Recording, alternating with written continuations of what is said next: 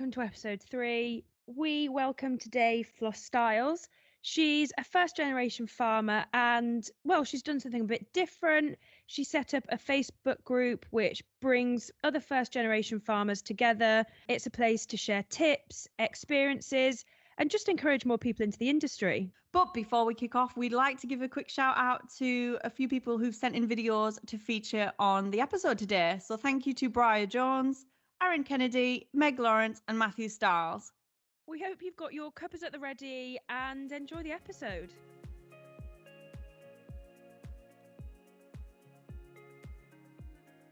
So, Floss, thank you so much for joining us today. It's really, really great to have you on. And I think, well, you'll kind of be a perfect guest to show our listeners what it really is like to be a first generation farmer and what that means for trying to get into the industry and kind of any challenges you might face. So you're not obviously from a typical farming background and you know, weren't born into farming. So how did you get into agriculture? I actually got into it because I was one of those people that I went to sixth form. I wasn't really academic. I was all right. I was in the middle of the road. And my parents said, "Oh, if you want to go to uni, you know, we'll sort it. We'll work it." And I said, "You know what? There's nothing I think I want to do enough that I want to come out with debt." There was nothing that really spoke to me enough. So I just said, I'm just going to get a job and we're going to go from there. My first job was for a company called Dairy Direct. I don't think they exist anymore. I think they got swallowed up by a larger company. But they basically sold cattle nutrition minerals. So like Remenco minerals. And it was all to do with location. So the job sounded to me as an 18-year-old really fancy. It was called account management. All it was phoning farmers in Cheshire and saying, "Do you want to buy some minerals?" Right, okay. And I was dealing quite a lot with dairy farmers who obviously are really cut and dry when it comes to speaking to people that they don't know on the phone, and learned very quickly that they weren't going to waste my time if they didn't want to speak to me. And actually, I really appreciated that. And there were a few that I asked more questions of than others, and they were really keen to sort of tell me what they were doing, why they were doing it, why, you know, how they started. And it was just kind of, I really gelled with them, and the fact that they were just so open and so willing to tell you exactly how it was. I think there's often a kind of a problem in that some farmers are quite closed initially, but as soon as you get talking, show an interest and show that you're keen to learn, farmers are some of the most talkative people. They have so much knowledge to share. So I think it's just getting over that first barrier sometimes, isn't it? I completely agree. And I suppose from my point of view, it was always, there was zero judgment. If I was asking them a question, it was because I was just curious. I wasn't asking them a question to be like, well, you know, the farmer down the road actually does this and he says it's better. You know, there was none of that. It was just, I just want to know. I'm just curious. I don't understand. I've never done anything on a dairy farm, and I'm curious as to how it works. I couldn't agree more. The amount of questions I ask Becca on a daily basis is ridiculous. And you often think as well, is it a stupid question? But if you've not grown up in farming, how would you know? Yeah, exactly. Like, how? I am so thankful, like, for the internet as well when I first started, because I wondered what a yow was for ages, because I was like, well, I've got ewes. How come they've got yows? What's a yow? So I don't understand the difference. Guys, what's here. a yow? I'm lost. What's a yow? A female sheep, but just pronounced differently. Just further up north. Oh no! I mean, I'm northern, but okay. There's like a whole set of dictionary terms nowadays for different areas doing the same farming role, but different areas have different terminology. It's so funny. Brilliant. Oh, we should almost do a boots and heels dictionary, Bex. Oh, we'd be there forever doing that, wouldn't we? But maybe we need it. I mean, what was one of the questions I asked you, Becca? It was why do you wrap hay or bales in plastic? Yeah. Why does it look like giant cheese wheels? But I bet so many people drive past fields and think why not? Because also not all of them are wrapped. It's obviously very dependent. So I think that's a good question. Yeah, and you're only going to learn by asking the question. And hey, if it's a stupid question, maybe have a laugh about it. There's this huge thing about a barrier is, you don't want to be seen to be stupid, so don't ask that question. And then you're never going to get it answered. Exactly. Like, exactly. So working with dairy farmers then, Floss, presumably from there, have you got your own farm, or would you like to, or what happened next? I didn't. So it was only 2019 we actually got sheep. Right. Okay. So I met my now husband through Young Farmers. I got well and truly immersed in the whole young farmer scene. So having a great time in sort of old agric barns with no heating and wearing wellies, that sort of thing. That really was my type of night out. I went through kind of various roles, and I always tried to stay in an agriculturally relevant role. And every time I went through something different, I learned more. I've always wanted sheep from a very young age, through nothing else other than my grandparents lived in the middle of a valley in Wales. And a huge part of my childhood was seeing these fields absolutely full to the brim with sheep. We were very lucky that my grandmother sort of forced herself on our neighbouring farmer, and he let me bottle raise some lambs when I was there over summers. So I've always wanted sheep. And in 2019, Mac basically sort of sweet talked his boss at the time about a bit of land that sits just directly behind our house. It's not very big, it's only 5 acres, but all that was being done with it was just being cut for hay. And so he sort of said to him, the wife really wants to have sheep, and you cut the hay meadow. If we could come off of the hay meadow once a year for you to cut hay, could we graze it with sheep? And he turned around and went, yeah. And that was the biggest, to us, that had always been the biggest barrier, was land. We don't have thousands in the bank. We're not going to be able to just go out and buy something. And just having one person say yes, it kind of gave us, I suppose, a bit more confidence in approaching people and asking them what we would probably say were stupid questions. Definitely. I think, land prices actually make land quite inaccessible for people who might have been farming for generations. But you add in the fact that you don't necessarily, let's say, have a farming name behind you, or they don't know your grandfather because they've been trading sheep for years or something. It's even more of a barrier, as you say. You've got the cost and the fact that you just haven't got that name, or you haven't been in farming for your whole life. Yeah, it's that, and it's also there's a huge knowledge gap there as well. I mean, even if I did have thousands in the bank, if we'd bought land sort of 5-10 years ago, I wouldn't have known what I was buying. I wouldn't have known what I should be looking for. And you can quite easily be completely and utterly befuddled by some of the adverts that are out there with regards to land. It would be a huge, you'd need your own dictionary to sort of decipher an advert to try and figure out what on earth it says. And I think with looking for land for livestock as well, I would have had blinkers on looking for something that's permanently fenced and got water. Whereas now, none of my land, I think I've got one bit that's permanently fenced with water, and everything else is just grass. It's just grass, there's no fencing.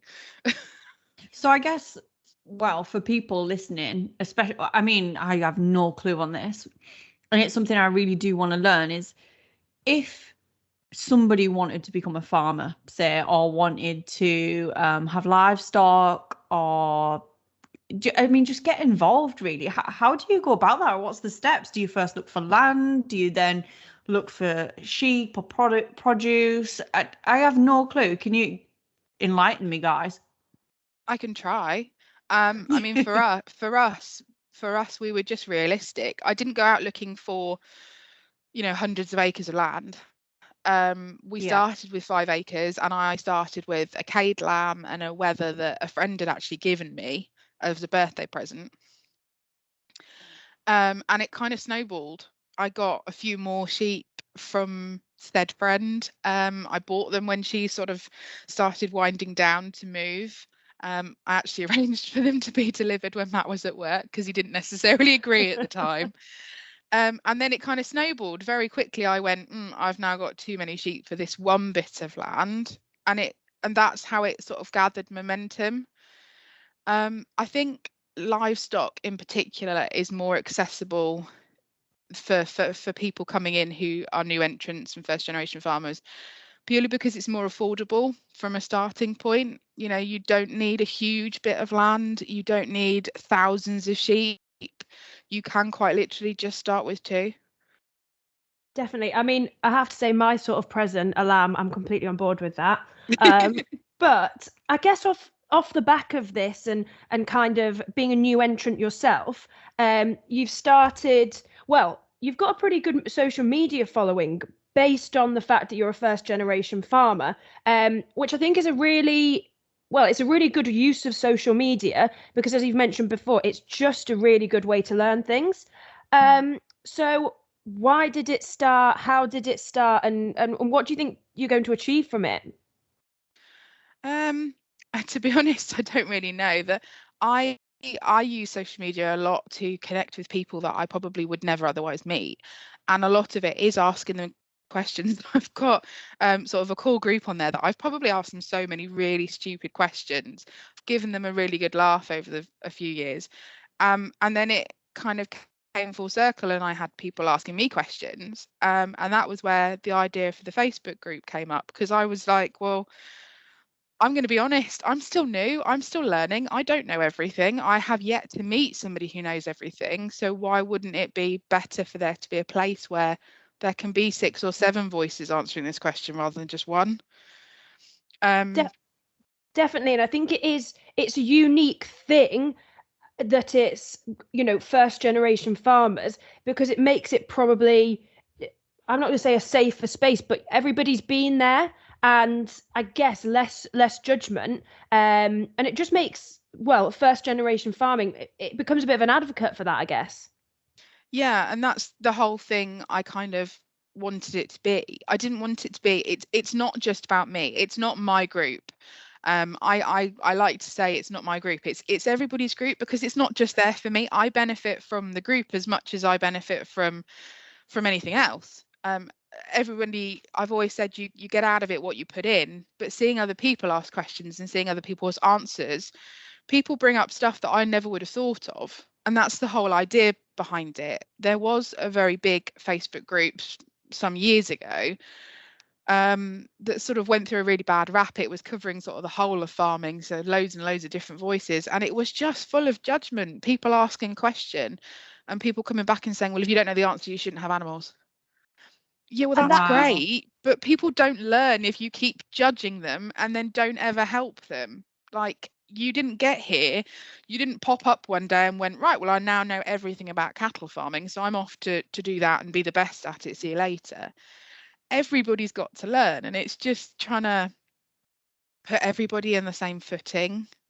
Definitely, and I think coming from a farming background, I can say that it's a luxury to have a good grounding in, kind of across the board. Don't get me wrong, nowhere near an expert, but a grounding in some of these questions which other people would be thinking, gosh, I really, really don't want to ask that. And I'm lucky enough to not need to ask that basic level of question. But there's so much more that I can learn. I mean, every day on the farm, I kind of think, oh goodness, I can't believe I didn't know that.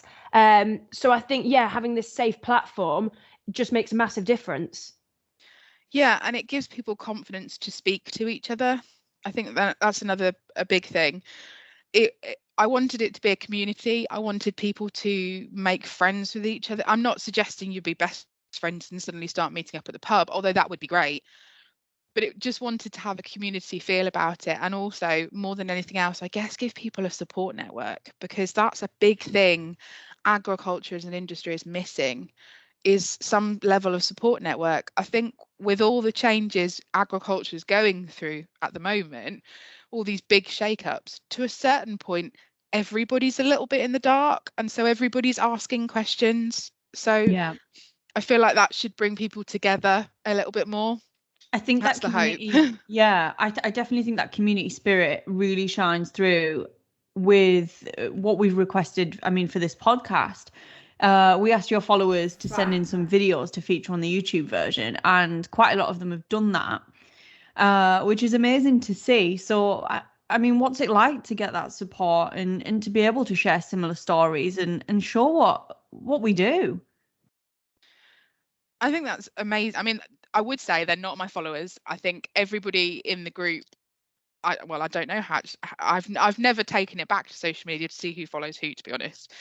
But I think everybody in the group is so connected on. They want opportunity. They want to be seen. They want to be heard. There is nothing more frustrating for all of us to see articles saying, "Oh, the future agriculture," and there's not enough new people coming into it.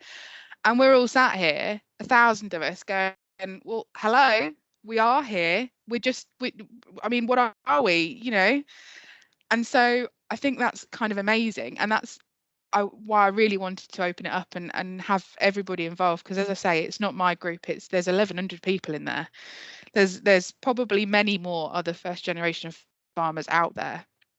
And I think if we can sort of stand up together and say, look, we are here, we are the future of agriculture. We want opportunity. We're looking for opportunity. We're not just sat here waiting for someone to give things to us. We're actively out there trying to do something about it. I think it's the only way that sort of things along the lines of like DEFRA are going to start to realise that they need to be incentivising other things to make farming more accessible. Definitely, I think it's a really good point in that kind of there needs to be more help out there for first generation farmers. But one question I do have, I mean, Lizzie hasn't been to the farm many times, and when she comes, something always happens. I mean, we like our bloopers and things like that, and I mean, I'm just thinking back to Lizzie in her heels in the lambing shed, just absolutely covered in sheep poo. And we're there with baby wipes, wiping it off and on the heels, no socks on. It was messy. I went from feeling like a Disney princess in farming, like, you know, bottle feeding these baby beautiful lambs, to then being covered in crap. Because you know you can get wellies nowadays that have got heels. Like maybe that should be like your Christmas present this year. Let's bridge that gap, guys. Bex, it's coming up to Christmas. I'll get you that, okay. Thanks, gal. Have you, Floss, have you had any kind of blooper moments or funny things like that when you're kind of first getting into it? Oh God, I've had so many. The amount of times, the worst ones have always been, and I like to think everybody can sort of have this, probably collectively share this moment, is when you climb over an electric fence and you don't realise it's on. Because that's the very sensitive part of you're putting on that fence at Definitely. that time, when you're sort of halfway over. I suppose for men it probably feels even worse, but yeah, no, it doesn't feel great as a woman either. The amount of times I've done that. And you're there thinking, I wish my legs were just that inch longer and I'd have been fine. Yeah. If you wear heels, guys, maybe, you never know, you might get over it. There is that. I mean, in fairness, we probably should just turn the fence off beforehand, but you know, that's me being far too gung-ho. I have sort of vaulted it a few times, but I'm very patient now. I wait for Matt to turn the fence off before I try and go in the field. That's not my worst. My worst one isn't even to do with sheep. My worst one was I was in the back garden and we've got chickens and ducks and geese. And I was stupid and I went out wearing a pair of deck shoes and I went straight over. And I mean straight over in a massive pile of mud. And I think there's a picture of me somewhere absolutely covered. It looks awful. That's the thing with phones, though. You literally can't do anything like that, and somebody hasn't taken a picture of it. Like if my mum's trying to catch a sheep and the sheep fells her, the first thing I'm doing, I've got my phone out and I'm taking a picture of her. It's awful, isn't it? But those are the moments to laugh at, because you know, I think moments like that make farming, because yes, you look like an idiot for a moment, but it makes everybody laugh, it makes everybody smile, and everybody's been there and done it. If somebody goes in, you know, in the middle of winter, if somebody goes to deal with a sheep down here and doesn't come out covered in something, then I would probably start worshipping them. because I don't know how they will have managed to do that. Yeah, or you doubt they even did the job in the first place if they don't come out filthy. Yeah. I mean, I was on my hands and knees yesterday crawling into one of our sheep arcs to get a ewe out to give her a treatment. I will unashamedly say I'm still wearing these jeans because in my mind they're still fairly clean. But I do have the proverbial sort of up one leg, but it's dried on, so it's fine. So you mentioned earlier about organisations. Do you think wider organisations are to blame for sometimes the inaccessible nature of getting into the industry? It's a hard one. I definitely think I wouldn't say they're a physical barrier, because being perfectly honest, I don't think anybody should ever let anything stop them if they want to do it enough. I certainly think they're not necessarily proactively helping anything. Yeah. There's a lot of emphasis on sort of trying to think of how to word it. There's a lot of emphasis at the moment on people who claim BPS and being able to be involved in sort of certain groups because you claim BPS. So you're invited to attend webinars on how farming is changing, but only if you claim BPS. Well, a lot of people in our Facebook group don't have the luxury of being able to claim BPS because they're renting land. We rent most of our land, and we've got one bit that's on an FBT, and that's where our BPS comes from, that one bit. And to me that seems a bit daft, because I've got 20 acres that gives me BPS that lets me attend these webinars, whereas I know people that are renting twice if not 3 times more than I'm renting, and they don't have BPS, and so they're completely closed off from attending those webinars. And you've talked about the knowledge gap and the information. And if these if nothing's open to them, how do we bridge that knowledge gap? There's only so much you can do kind of researching yourself. There are experts who you kind of need their guidance from, I guess. There are, and yeah, I definitely think we need to have, there definitely needs to be more of a knowledge bridge moving forward. But at the same time, from my point of view, I haven't got loads of money to go out and hire a surveyor to tell me the ins and outs of this, that, and the other. We can't afford to pay somebody to put together a tenancy application for us. We can't afford to pay somebody to put together sort of an application to the Farming Investment Fund if that's what we wanted to do. Yeah. But also I think there needs to be a little bit less emphasis on paying someone else to do it for you, because we're all farmers, we're all fairly tight. I don't think any of us really want to be paying someone else to do something that we could do. There needs to be more guidance on actually how can we do it ourselves? How can we proactively do this ourselves? And if it's too complicated and we need to be paying somebody else to do it, there needs to be something to uncomplicate it. There needs to be okay, let's rewind, let's do a Q&A, let's really flesh this out and try and make it accessible for everybody, because it shouldn't just be surveyors or advisors that can decipher it. We should all be able to. Definitely. And if that's the case of having these, I mean, lots of organisations are doing them, and I'm even signed up for one tomorrow. But as you say, if you can't even get to the webinar or the information in the first place, what are you meant to do? Exactly. And it almost feels backwards, doesn't it? Because they're putting on webinars and podcasts for people that are claiming BPS, but we're moving into a time where we're not going to have BPS. So it's so backwards. We're saying that those people that claim BPS, they can have the knowledge, that's fine, but the people that don't, they can't have the knowledge. Even though they're probably ahead of the game, they're probably already operating without BPS. So when they lose it, they're not going to feel anything.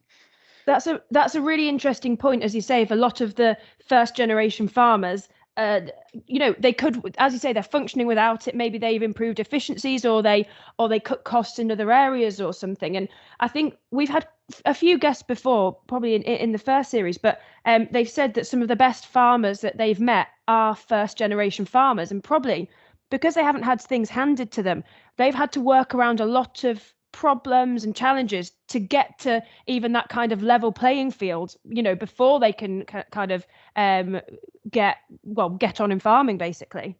Yeah, I suppose with the first generation farmer, you don't inherit, you're not inheriting anything, including anybody's sort of way of working.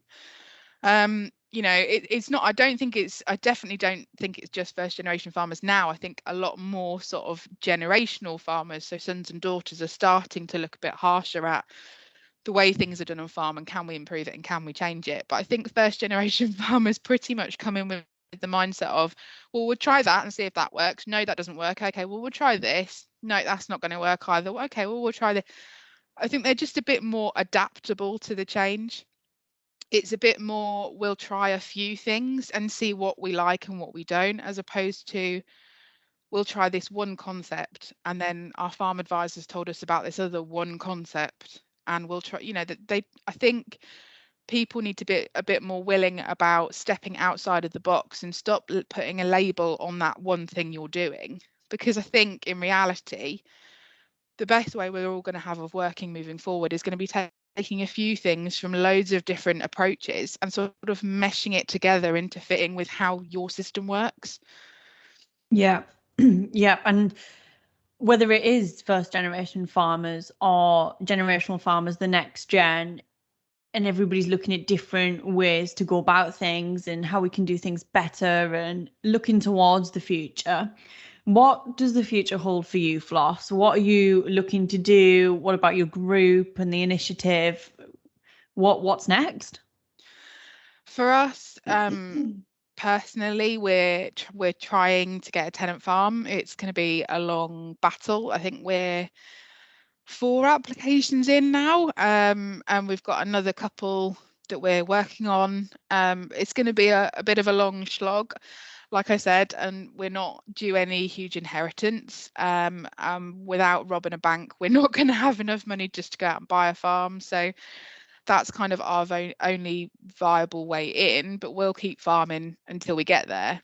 I'll keep knocking on doors and leaving notes on gates and talking to anybody that I can talk to in the meantime. For the group, I'm really hoping, we're actually looking at partnering up with HDB to do some workshops moving forward. We're trying to, it's just the logistics around it. We're trying to plan one at the moment for sort of early January to do one about tenancy applications, which could be really useful, because I know there's a number of people in the group that are applying for tenancies as well as us. In the meantime, I'm just trying to make finding those opportunities more accessible, because they come up absolutely everywhere, and you can completely miss them and not even realize it. So I'm just trying to be a little bit more on the ball. And people are, the momentum's really getting going. People are now starting to do the same thing, and I'm trying to get across that just because you see an opportunity that's not right for you doesn't mean you should just sit on it. Doesn't mean you should let it pass you by. Share it, because it might not fit you, but it might fit someone else. And even if there is an opportunity that does fit you, there's no point sitting on it. When the internet is there, it's not going to be a secret. Just by not letting other people know doesn't mean you're going to get a leg up. So share it. And hey, if it ends up being someone else that that gets the farm, isn't that better than not knowing? Because that's been our big frustration for tenancy applications we've done. When it's people you don't know who get it, you never quite know their position. So you always come away and think, oh, that sucked. I put loads of work into that. Well, actually, I'd be happier knowing the person that got it, because then I could be like, oh, okay, well, I can now ask them for advice because they've done something that I haven't managed to do yet. Definitely, I think as an industry, there's absolutely no point in it's not even about being backstabbing. There's no point in kind of seeing it as just for yourself, because the amount of times that you need help from that neighbour or another farmer or somebody or somebody at market, everybody just needs to be on the same page. Exactly. And that we need to get away from this whole you don't tell your neighbour because you're worried they're going to copy you. We're all bringing something different to the party. We're all bringing different experiences, different mindsets, different goals, different outlooks, different breeds of animal, if you want to go down that route. We're all bringing something different. It doesn't matter whether on paper you look like you're doing the same thing. You won't be. And certainly the people that are looking at that application are probably not going to be looking at the two of you the same. So why be so secretive? Because that's just fostering not helping out each other. That's fostering, let's be closed off, let's not talk to each other, let's not share experience. And I hate that. I just think that's so backwards, and that could really set us back. That's not going to help anything. Definitely ends up just being, a waste of knowledge, I guess. So, Floss, our final question, which we do ask all of our guests, is, and obviously I am a Team Boots, wellies kind of a girl, but are you Team Boots or Team Heels?